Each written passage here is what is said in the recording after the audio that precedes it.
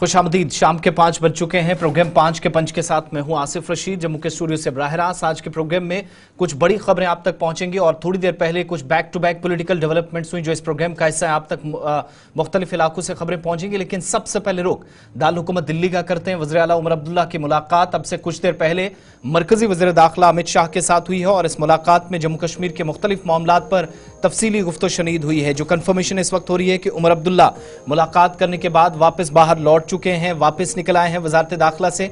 और हमारी जानकारी के मुताबिक रियासती दर्जे और सिक्योरिटी से जुड़े मामलात पर तफसीली गुफ्तो शनीद हुई है। बजट सेशन भी जिसका आगाज 3 मार्च से होने जा रहा है, इस ताल्लुक से भी बातचीत उमर अब्दुल्ला ने मरकजी वज़ीर दाखिला के साथ की है। और खबरें यह हैं कि इस मीटिंग में आपसे कुछ देर पहले, तस्वीरें आपके सामने पुरानी हैं लेकिन मुलाकात के हवाले से उमर अब्दुल्ला ने थोड़ी देर पहले ज़राए अबलाग के नुमाइंदों के सवालों के जवाब दिए हैं। जैसे ही बाहर आए तो उनके मुताबिक मौजूदा सूरत हाल पर तफसीली बातचीत हुई है और रियासती दर्जे के हवाले से फिर से इसका मतलब यह है कि वो जो मरकज़ ने वादा किया था वो याद दिलाया गया। मुलाकात जो ख़त्म हो चुकी है ऑफिशियली, और एक बार फिर से ये बताने की कोशिश हुई उमर अब्दुल्ला की तरफ से कि उनकी हुकूमत की तरजीह जो है वो उस पर एक भी कदम पीछे नहीं हटेंगे। ये मुलाकात ख़त्म हो गई है और इस मुलाकात के बाद कंफर्मेशन हो रही है कि उमर अब्दुल्ला बाहर निकले हैं। थोड़ी देर पहले उन्होंने मीडिया से भी गुफ्तगू की है, सिक्योरिटी उमूर पर भी तफसीली गुफ्तगू हुई है, इस तरह की कंफर्मेशन हो रही है। लेकिन बड़ा मामला कि बजट सेशन से पहले मरकज़ से हो सकता है कि मजीद मुतालबात कुछ रखे गए हों। और इसके अलावा खबर यह भी है कि इसी मुलाकात के दौरान सिक्योरिटी, स्टेटहुड और दीगर चीज़ों पर तफसीली गुफ्तो शनीद हुई है जो इस वक्त इतलात मौसूल हो रही हैं। उमर अब्दुल्ला का दिल्ली दौरा और ये तीसरी लगातार मुलाकात वज़ीर दाखिला से उनकी होगी जब से उन्होंने 16 अक्टूबर के बाद जिम्मेदारी संभाली है। और सीधा अपने नुमाइंदे के पास चलते हैं। दिल्ली से ताबिश कमाल हमारे साथ हैं। ताबिश, उमर अब्दुल्ला की मुलाकात खत्म हुई है और कुछ देर पहले वो बाहर भी निकले, मीडिया के साथ बात की है। क्या बड़ी बातें निकलकर सामने आई है? बुनियादी मकसद इस मुलाकात का क्या रहा है? बिल्कुल, देखिए आसिफ, मैं बता दूं, चूंकि तीसरी मुलाकात है उमर अब्दुल्ला जब से मुख्यमंत्री बने हैं, तीसरी बार है जब वो गृह मंत्री अमित शाह से मिले हैं। देखिए लगातार 3 मुलाकातों में एक मांग तो बिल्कुल कॉमन है उनकी, जो पूर्ण राज्य के दर्जे को लेकर है। जम्मू कश्मीर में पूर्ण राज्य का दर्जा होना चाहिए, ये तो एक उनकी हमेशा से मांग है और इस बार भी इस को लेकर के चर्चा हुई है। पूर्ण राज्य के दर्जे की मांग लगातार की जा रही है और लगातार पिछले कई दिनों से हम देख रहे हैं कि दिल्ली में उमर अब्दुल्ला बने हुए हैं। वो गृह मंत्री अमित शाह से मिलने का समय भी मांग रहे हैं, चूंकि पार्लियामेंट सेशन चल रहा है दिल्ली के अंदर, असेंबली इलेक्शन अभी फिलहाल खत्म हुआ है, तो ऐसे में बहुत ज्यादा इस वक्त बिजी थे गृह मंत्री अमित शाह। तो हालांकि आज मुलाकात हुई है, संसद परिसर में, पार्लियामेंट में मुलाकात हुई है और मुलाकात के बाद ये बात तस्वीर साफ हो गई है। तो पूर्ण राज्य के दर्जे की बात हुई है। दूसरा सबसे अहम है कि जम्मू कश्मीर का देखिए बजट इस बार पेश किया जाना है। कई अरसे के बाद जम्मू कश्मीर का बजट पेश किया जाएगा। तो गृह जो विभाग है, जो होम मिनिस्ट्री है, वो चूंकि केंद्र शासित प्रदेश है इस वक्त फिलहाल जम्मू कश्मीर, और ऐसे में जब बजट पेश होना है तो दिल्ली के बिना आप कोई बजट ऐसा नहीं बना सकते, या अगर आप बना भी सकते हैं तो आपको दिल्ली की जरूरत जरूर पड़ेगी। यानी कि बिना आप सेंट्रल गवर्नमेंट के कोई ऐसी बड़ी प्लानिंग नहीं कर सकते जिसमें सेंट्रल गवर्नमेंट आपके साथ ना खड़ी हो। और यही वजह है कि बजट पेश करने से पहले बहुत सारे, चूंकि जो नेशनल कॉन्फ्रेंस ने कई बड़े वादे किए हैं घाटी के अंदर लोगों से, आवाम से चुनाव के दौरान, उन वादों को अगर पूरा आपको करना है तो आपको सेंट्रल गवर्नमेंट को पूरे भरोसे में लेना होगा, एतमाद में लेना होगा। उसके बाद आप कोई आगे कदम और कार्रवाई उठा सकते हैं। चूंकि अगर एग्जाम्पल अगर आपको देखना है तो आप दिल्ली का एग्जाम्पल देख सकते हैं। दिल्ली के अंदर हमने देखा था कि किस तरह से आए दिन दिल्ली सरकार और केंद्र सरकार के बीच में झगड़ा दिखाई देता था। ऐसे में उमर अब्दुल्ला को बहुत समझदारी के साथ चलना होगा। अगर आपको सेंट्रल गवर्नमेंट के साथ चलना होगा तो कई आपको जो फैसले करने हैं वो बिना सेंट्रल गवर्नमेंट की मर्जी के नहीं हो सकते हैं। और इसलिए बजट में अगर आपको वो तमाम चीजें जो आपने जम्मू कश्मीर के आवाम से वादे किए हैं वो पूरे करने हैं तो आपको सेंट्रल गवर्नमेंट का साथ लेना होगा। अच्छा ताबिश कमाल, इस वक्त जो कंफर्मेशन हो रही है कि मजीद कुछ लीडरान से मुलाकात कर सकते हैं, हो सकता है कि निर्मला सीतारमन से फिर से मुलाकात हो, क्योंकि बजट की तरफ जब जाएंगे तो बजट में पहले से जो सेंटर असिस्टेंस करता है उसमें थोड़ी सी कमी से भी नाराजगी थी। तो डिफरेंट सेक्टर्स का एक दबाव भी, और पहला बजट होगा जम्मू कश्मीर सरकार का, उस हिसाब से मुलाकातें मजीद हो सकती हैं। Any confirmation from national conference?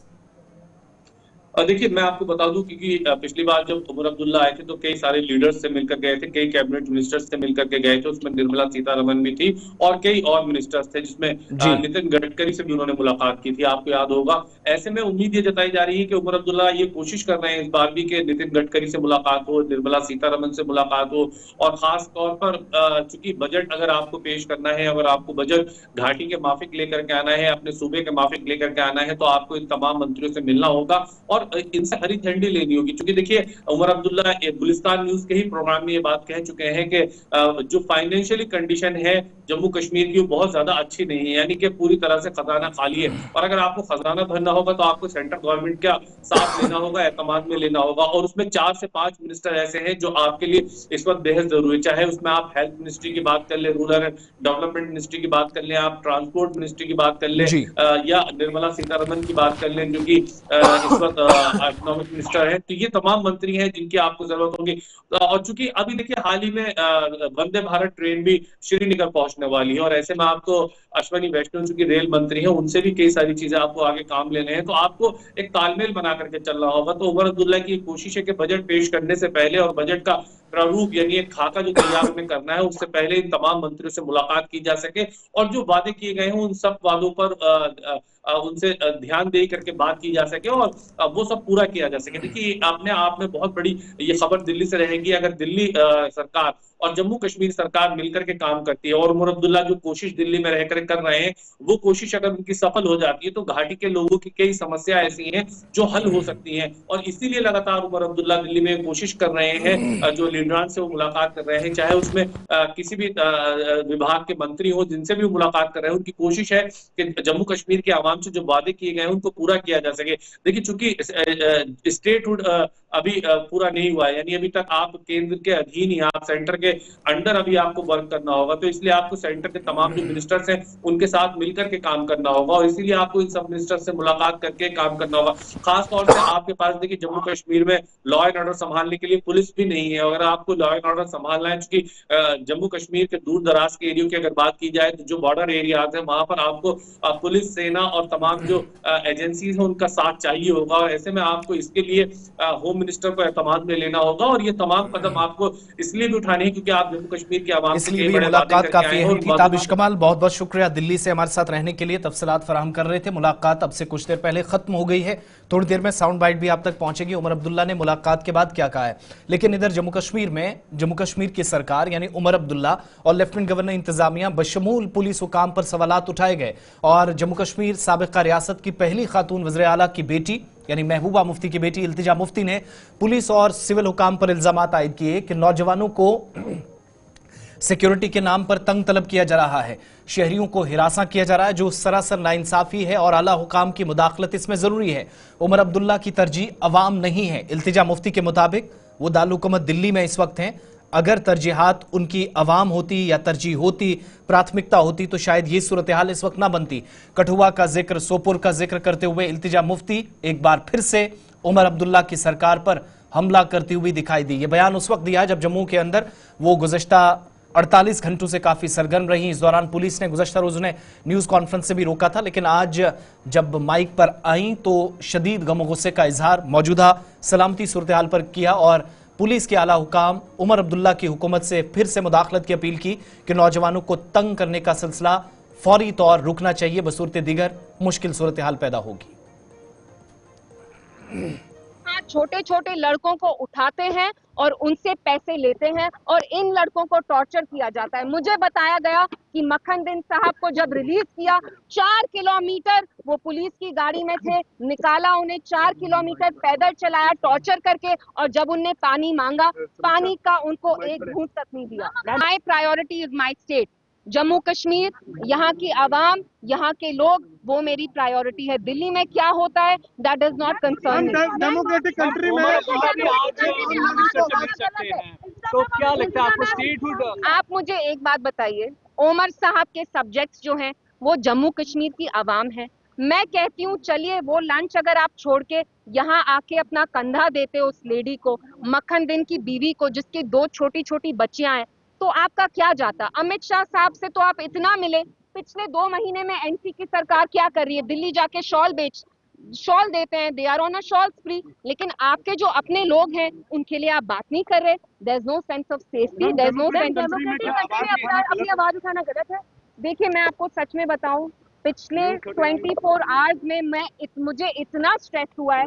मैंने कुछ 600 किलोमीटर ट्रैवल किया, और मैं सच बताऊं, जब मेरी गाड़ी निकली श्रीनगर से, मुझे पुलिस वालों से डर था, क्योंकि मुझे ऐसा महसूस दिलवाया जा रहा है जैसे मैं कुछ गलत कर रही हूँ। मैं क्या कह रही हूँ, मैं आप लोगों के सामने सच्चाई जाहिर कर रही हूँ। क्या ये कोई जुर्म है? बिल्कुल। 2019 के बाद अगर आप सच्चाई का साथ देते हैं, आपको पनिश किया जाता। हमने जुडिशियल इंक्वायरी इसलिए उसकी मांग की है क्योंकि बिलावर के जो SHO हैं, जिनका नाम जितेंद्र सिंह है, वो करप्ट हैं। उनके अगेंस्ट सीरियस एलिगेशंस हैं कि वो वहां एक एक्सटॉर्शन रैकेट चला रहे हैं। मिलिटेंट होना एक बहुत सीरियस चार्ज है। उनको अगर पैसे नहीं मिलते, वो इन लड़कों को टॉर्चर करके फेक मिलिटेंसी चार्जेस लगाते हैं। So we are demanding a judicial probe, and we also demand that this SHO should be immediately sacked. And मैं जो हमारे जितेंद्र सिंह हैं, जो कठुआ के MP हैं और मिनिस्टर हैं, मैं उनसे पूछना चाहती हूँ, सर आप कहाँ हैं? आपके जो लोग हैं जिनने आपको इतने बड़े पैमाने से पार्लियामेंट में भेजा, वहां पे एक बच्ची है हमारी जो विधवा हो गई रातों रात। उसके हस्बैंड की गलती भी नहीं थी, उसका खावंद इतना शरीफ था कि अपनी जान देने से पहले उसने कुरान पाक पकड़ के अपनी जान ली। देखिए परिवार की बात नहीं है, यहाँ तो हमारा ही परिवार नहीं है जो पॉलिटिक्स में है। पॉलिटिक्स में तो NC की फैमिली भी है ना, जैसे आपने फारूक साहब का कहा। फारूक साहब खुले हैं, को हत्वे तनकीद बनाया जा रहा था। इधर आज दारुल हुकूमत दिल्ली पर सबकी नजरें भी थी, क्योंकि इंजीनियर रशीद के मामले पर समाअत हुई और इंजीनियर रशीद को बिलाखिर 2 दिन के लिए ही सही मगर राहत मिली है। दिल्ली हाई कोर्ट में उनके केस में समाअत हुई और 2 दिन की पैरोल पर अब वो बाहर आएंगे। ऐवान में बहस का उनको मौका मिलेगा, यानी बाज़ाब्ता तौर पर इंजीनियर रशीद, जो उनकी पार्टी का मुतालबा था कि अवाम के जज्बात और एहसासात की कद्र करते हुए उनको मौका दिया जाना चाहिए था कि वो पार्लियामेंट में अपनी बात रख सके, और आज इंजीनियर रशीद के हक में चीजें हुई। और इस तरीके से UAPA के तहत जो एक मुबैना मिलिटेंसी फंडिंग के मुकदमे में तिहाड़ जेल दिल्ली में कैद हैं, इंजीनियर रशीद ने पार्लियामेंट के बजट सेशन में शिरकत के लिए हिरासती पैरोल की दरख्वास्त की थी। जस्टिस विकास महाजन ने फैसला आज सुनाया और इस केस के मखसूस हालात के पेश नजर 2 दिन की हिरासती पैरोल दी जा रही है। शराइत लागू हैं। मीडिया के साथ इंजीनियर रशीद बात नहीं करेंगे, और ये कंफर्मेशन आज उस वक्त हुई जब दिल्ली में उनके इस केस में समाअत हुई। इससे पहले भी आपको याद होगा कि इंजीनियर रशीद वाले मामले में NIA का 2 बार मौकिफ जाना गया था। वो यहां तक कह रहे थे कि आर्जी बेल नहीं मिलेगी, बाकी सारी चीजें दूर हैं। तो आज आर्जी ही सही मानकर चलेगा। हिरासती पैरोल उनको मिली है, मुसलसल उन पर नजर रहेगी। 48 घंटों के दौरान वो ऐवान में जाएंगे, लोकसभा में अपनी बात रखेंगे, जहां बजट सेशन पर बहस हो रही है। इंजीनियर रशीद पर जब फैसला आया तो अवामी इत्तेहाद पार्टी ने प्रेस कॉन्फ्रेंस करके अदालती फैसले का खैर मकदम किया, लेकिन उससे पहले उनके बेटे का भी रद्द-ए-अमल सामने आया, जिन्होंने मुसरत का इजहार किया, जो इस फैसले के फौरन बाद मीडिया से बात कर रहे थे। जी देखिए, मेरे ख्याल से एक पॉजिटिव डेवलपमेंट है। जिस तरह से इंजीनियर रशीद साहब को इतना बड़ा मैंडेट मिला था, 5 लाख लोगों ने उन्हें अपना वोट दिया था और उन्हें अपना नुमाइंदा बना के जो है पार्लियामेंट में भेजा था, और आपने देखा पिछले 3 सेशन से वो पार्लियामेंट नहीं जा सके क्योंकि उन्हें इजाज़त नहीं दी गई। और आज हमने हाई कोर्ट में अपील की थी और वहाँ पर हमें कस्टडी पैरोल मिली है। लगभग जो है वो 13 को जो है सेशन ख़त्म हो रहा है, इसका पहला पार्ट, तो उन्हें 11 और 13 को जो वो पार्लियामेंट जाने दिया जाएगा। और मेरे ख्याल से ये तमाम नॉर्थ कश्मीर के लोगों के लिए एक खुशी की बात है और अच्छी बात है कि उन्होंने जिस नुमाइंदे को चुना था वो नुमाइंदा इंशाल्लाह कल को पार्लियामेंट में जाएगा और वहाँ पे उनकी आवाज़ जो इंशाल्लाह बहुत ज़ोर से गूंजेगी। क्या आप फैमिली की तरफ से या पार्टी की तरफ से जो रेगुलर बेल है उसके लिए कुछ की जा रही है? जी बिल्कुल, असल में हमारी कोशिश थी रेगुलर बेल की ही पहले, क्योंकि अब जब सेशन बीच में आ गया तो हमने फिर जो है वो टाइम बिंग के लिए जो है वो इंटरम बेल मांगी थी, वो नहीं पॉसिबल हुई। फिर हमने कस्टडी पैरोल के लिए अप्लाई किया, तो कल जो है 11 तारीख रेगुलर बेल भी लगी हुई है और इंशाल्लाह उम्मीद है जिस तरह आज फैसला हमारे हक में आया है तो उसमें भी जो है रिजल्ट इंशाल्लाह पॉजिटिव। इंजीनियर रशीद साहब ने ऐसा कोई गुनाह नहीं किया, कोई जुर्म नहीं है किया है कि उन्हें जो है इतनी बड़ी सज़ा मिलनी चाहिए। तो मेरे ख्याल से इंशाल्लाह जब भी रेगुलर बेल की हियरिंग होगी तो इंशाल्लाह फैसला हमारे हक में आएगा। तो लोगों का, क्योंकि जब भी या 2 चीज़ों में आप लोगों को हम तलब करते हैं, या कोई इमरजेंसी होती है या कोई खुशी की बात होती है। मैं कहता हूँ पूरे J&K के लोगों को आज एक खुशी मिली है कि इंजीनियर रशीद साहब को कस्टडी पैरोल मिला है, पार्लियामेंट अटेंड कर सकते हैं। देखिए, एक सियासतदान की वो इलेक्ट होके आता है तो वो उस पार्लियामेंट में ऐवान में बात करता है तो उसको लगता है कि मैंने लोगों के जज्बातों को रिप्रेजेंट किया है। तो हम इंशाल्लाह उम्मीद करते हैं कि इंजीनियर रशीद साहब सेहतियाब होकर पार्लियामेंट अटेंड करेंगे और लोगों के जज्बे मसाइल शेयर करेंगे उनके साथ। और आप लोगों के साथ हम ये ज़रूर शेयर करना चाहते हैं कि पूरा AIP बहुत खुश है अभी, और एक जज्बे की लहर आ गई है, जैसे कि पार्टी में एक जान आई हो। जिस तरह फ़ोन आए हैं हर तरीके से आप देखेंगे, हर जगह से आपको फीडबैक मिल जाएगा शाम तक कि एक पार्टी की जान आई है कि इंजीनियर रशीद पार्लियामेंट में बात करेंगे। और आप देखेंगे कि इंजीनियर रशीद जो बाहर थे 15-20 दिन पे जब वो निकले थे पीछे बेल पे, तो उस वक्त भी वो लोगों में कितने गुल मिलते थे, उनके प्रॉब्लम सुनते थे। आज हम ये सारी खुशी सिर्फ AIP की नहीं है, हर उस पार्टी की है, बीट एनी पार्टी, जिन्होंने भी इंजीनियर रशीद के हक में बात की कि नहीं उनको इंसाफ मिलना चाहिए, वो इन लोगों की बात करने चाहिए और उनकी बेल मिलनी चाहिए। मैं उन सब लोगों का शुक्रिया अदा करना चाहता हूँ, वो सजाद साहब हो, अल्ताफ़ साहब हो, मीरवाइज उमर फारूक साहब हो, मुजफ्फर शाह साहब हो, NC के चीफ मिनिस्टर साहब हो, उमर साहब हो, जितने भी लिया हो नहीं लिया हो उन सब से मैं माफ़ी मांगना चाहूँगा। मतलब ये एक उन्होंने दिखा दिया कि इलेक्टेड मेंबर पार्लियामेंट का लोगों में और पार्लियामेंट हैं कि इंशाल्लाह आने वाले दिनों में हम उम्मीद रखते हैं जब नेक्स्ट हियरिंग होगी, जो मेन प्ली है हमारी बेल की, उस पे भी हम इंसाफ की एक उम्मीद लगा के बैठे हैं।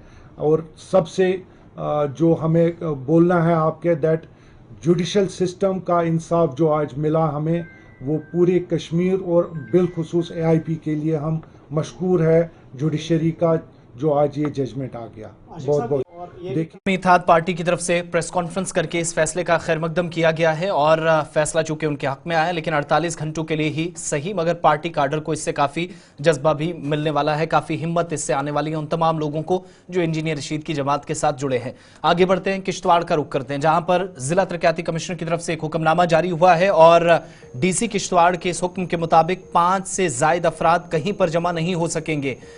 बढ़ते एहतिजाज के पेश नजर फैसला लिया गया और डिप्टी कमिश्नर के मुताबिक कई एक जगहों पर लोग गैर जरूरी तौर पर जमा हो जाते हैं और इस ऑर्डर के मुताबिक इंतजामिया ने वो जो गैर जरूरी इज्तिमात थे उन पर कदगन लगाते हुए फौरी तौर पर इस ऑर्डर के मुताबिक बंदिशें रहेंगी या पाबंदियां आयद रहेंगी। लोग मुजाहिरे के बहाने इंतजामिया के ऑर्डर के मुताबिक इज्तिमात को अपनी तरफ मुतवज्जे करने की कोशिश कर रहे हैं, जिस वजह से किसी भी नाखुशगवार वाक़े की रोनमा होने का माकूल खदशा रहता है जो अवामी खलफिशार में इजाफा कर सकता है। अवामी अमन व अमन के लिए भी इसे खतरा करार दिया जा रहा है और ये गैर कानूनी इज्तिमात में जो अलग अलग जगहों पर, चौक चौराहों पर, सड़कों पर बगैर किसी हिफाजती इंतजामात के लोग जमा हो जाते हैं, राहगीरों मुसाफिरों के लिए भी परेशानी का सबब बनता है, रुकावटें खड़ी होती हैं और जो लोग इज्तिमा कराते हैं वो भी कई मरतबा परेशान नजर आते हैं।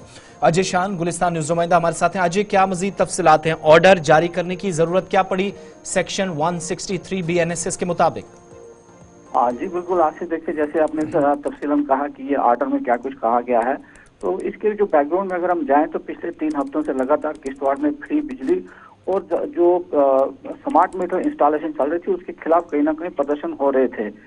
जब 5-6 लोग प्रदर्शन करते थे तो एक भीड़ जमा हो रही थी, बड़ा मॉब उसमें कन्वर्ट हो रहा था, जिस वजह से कहीं ना कहीं कानून व्यवस्था के भी यहाँ चैलेंज सामने आ गई थी। क्योंकि ये इलाका बताया जाए कि मिलिट्री से अफेक्टेड है, तो बिना सिक्योरिटी के इस तरह के इस्तेमाल करने, बड़े बड़े मुजाहरे करना कहीं ना कहीं पुलिस और एडमिनिस्ट्रेशन के लिए चुनौती बढ़ रही थी। तो उस वजह से बताया जा रहा है कि ये कदम उठाया गया है कि 5 या 5 से ज्यादा जो लोग हैं उनको अब जमा नहीं होने दिया जाएगा। ये जो DC ने आज ऑर्डर निकाला है, इसमें SP को डायरेक्ट किया गया है कि इसको इन लेटर एंड सेपरेट इम्प्लीमेंट किया जाए और जो वायलेट करेगा उसके खिलाफ कार्रवाई की जाए। जी आसिफ, तो क्या ये हम स्मार्ट मीटर्स वाले मसले पर भी काफी वीडियोस वायरल होते हुए देख रहे थे, वो किसी कंपनी को वाकई में टेंडर मिला है या फिर गैर जरूरी तौर पर किसी तरह की मशक है जिसके बाद ये खदशात पैदा हो गए? देखिए, ये तो 2 इश्यूज यहाँ पर पिछले 2-3 हफ्ते से चल रहे थे कि एक तो स्मार्ट मीटर्स की एक कंपनी है जिसको अलॉट किया गया है ठेका पूरे जो किश्तवाड़ है, ताकि आसपास के इलाकों में जो मीटरिंग हो जाए और ये दावा किया जा रहा है, एग्जीक्यूटिव इंजीनियर जो जेपीडीसी के, उनका ये दावा है कि इसके बाद जो है राउंड द क्लॉक हम सर्विस इलेक्ट्रिसिटी जो है कंज्यूमर्स को दे पाएंगे। लेकिन लोगों में खदशा ये है कि कहीं ना कहीं इससे महंगाई बढ़ेगी, क्योंकि जो रेट्स हैं वो ज्यादा है और जो गरीब लोग हैं वो इसको बर्दाश्त नहीं कर सकते। तो कहीं ना कहीं नाराजगियां लोगों में थी, लोग सड़कों पर आ रहे थे। उसके साथ साथ ही किश्तवाड़ में मुफ्त बिजली की भी एक आवाज उठ रही थी। पहले तो चंद लोग थे, लेकिन कल हमने देखा काफी भीड़ इसमें जमा हो गई थी। तो कहीं ना कहीं देखा जा रहा है कि उसके बैकड्रॉप में ये आर्डर सामने आया है। जासिद, तो इसका ये मतलब भी आसान लफ्जों में निकाल सकते हैं, क्योंकि कुछ लोग इस पर लिख रहे हैं ये एक तरह से democratic way of to express something, उस पर भी पाबंदी है या प्रोटेस्ट पर मुकम्मल तौर पर पाबंदी है। क्या इस तरीके से इसको एक्सप्लेन करना दुरुस्त है? बिल्कुल आसिफ, देखिए अभी दबी जबान पे ये लोग यही कह रहे हैं जिन्होंने प्रोटेस्ट ऑर्गेनाइज किए थे कि हमारे प्रोटेस्ट को दबाने की नीयत से ये कदम सामने उठाया है। हालांकि पब्लिकली उन्होंने कोई बयान सामने नहीं आया उनका, लेकिन दबी जबान में ये जरूर इल्जाम लगाया जा रहा है कि हमारी जुबान को, हमारी जो आवाज है उसको दबाने की एक कार्रवाई है। लेकिन जैसे वजह बताई जा रही है कि रमजान का महीना भी आने वाला है, महाशिवरात्रि है और आगे ईद भी होगी, तो उसके चलते माहौल यहाँ न बिगड़े, एहतियात के तौर पर ये आर्डर जारी किया गया है, ऐसा एडमिनिस्ट्रेशन का मानना है। बहुत बहुत शुक्रिया। तफसीलात फराहम कर रहे थे अजय शान, डिप्टी कमिश्नर ने सूरत हाल को मद्देनजर रखते हुए सेक्शन 163 BNSS भारतीय न्याय संहिता सुरक्षा संहिता के तहत ये ऑर्डर्स जारी किए। आगे बढ़ते हैं, श्रीनगर आपको लिए चलते हैं, जहां पर MLAs की एक मीटिंग अब से कुछ देर पहले हुई है और इस मीटिंग की सदारत जम्मू कश्मीर लेजिस्लेटिव असेंबली के सरबराह या फिर स्पीकर अब्दुल रहीम राथर साहब की तरफ से की गई है।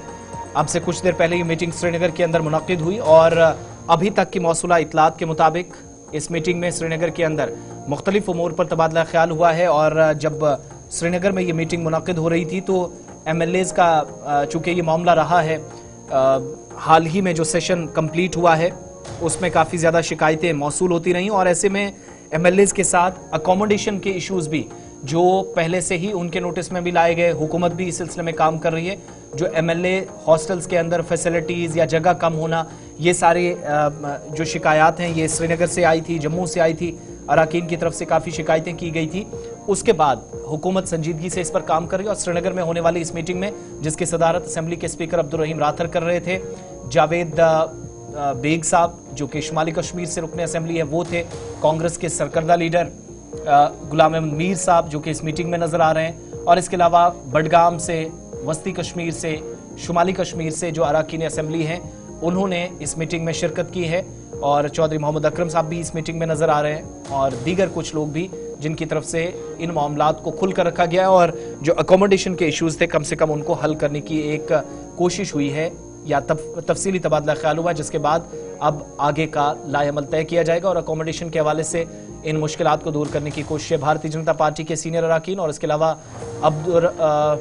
वहीदुर रहमान पर्रा पीपल्स डेमोक्रेटिक पार्टी के रुकन भी इस मीटिंग का हिस्सा थे।